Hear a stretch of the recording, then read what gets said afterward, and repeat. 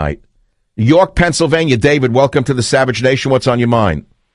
Dr. Savage, I wanted to tell you why this hysteria across Russia is happening. I'm actually working on my PhD dissertation right now on demonic possession, and it's somewhat related. Great.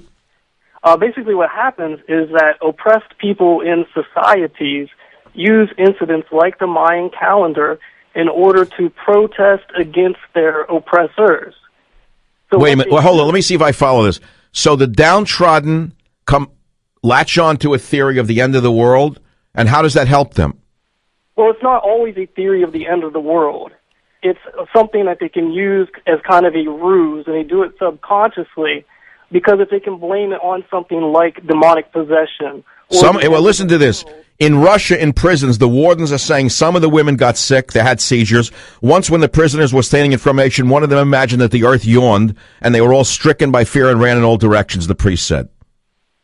Yeah, this happened in Malaysia back in the 90s because they were protesting the factoring conditions in Malaysia.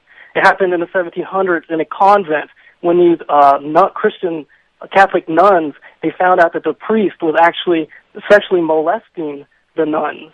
And so if they can blame it on something like demonic possession or the end of the world, then they think subconsciously that their oppressors will not take it out upon them. Yeah, but how different is believing in the Mayan calendar and the end of the world and demonic possession, etc., than, I'm sorry to say, people who see Jesus in a raindrop?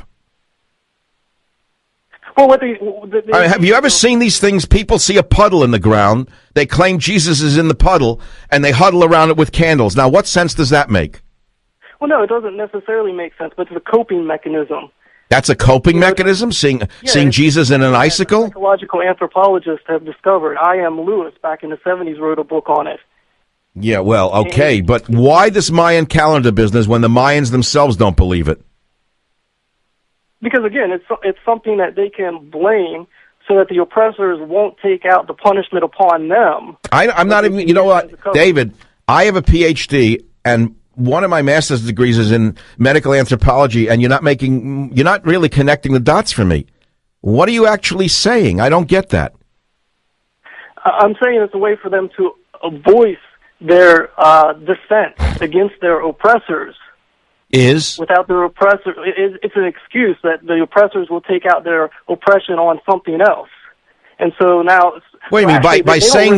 By saying the world's coming to an end December 21st because the Mayan calendar predicted it, they're somehow fighting back against an oppressive regime? Yeah, absolutely. How? It's probably the prison guards. So you're saying it's like a child throwing a tantrum, but they don't really believe it? Yeah, absolutely. Okay, so the prisoners are faking it, is what you're saying. No. They were not faking it. It's a subconscious reaction, and anthropologists don't understand exactly what's happening there and why it's such a... David, give me an example in American society, in our society today, of an equivalent situation to the Mayan calendar hysteria. Is there one? In the United States? Yes. It's primarily a third world phenomenon. Okay, but there is an equivalent here. It occurred in the year 2000. Remember the millennium? Remember people were saying the world was going to come, not the world was going to come to an end. Electricity was going to be blown out. The world, everyone was boiling canned wheat. Remember that?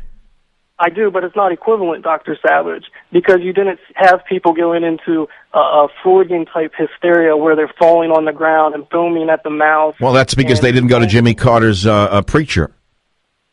If they had gone to Jimmy Carter's church and drank the strychnine, maybe they would have gone into a paroxysm. Well, yeah, that's quite possible as well too. And they didn't drink the not the Kool-Aid, but the fluid, that Billy beer and all of that. All right, it's interesting. It's interesting things. You don't believe the world's coming to an end, do you? No, absolutely not. And in fact, if you look into it a little bit further, the Mayan calendar is off by about 80 years. So I have another 80 years to live? 80 years ago. Pardon? So I have another 80 years to live after 2012?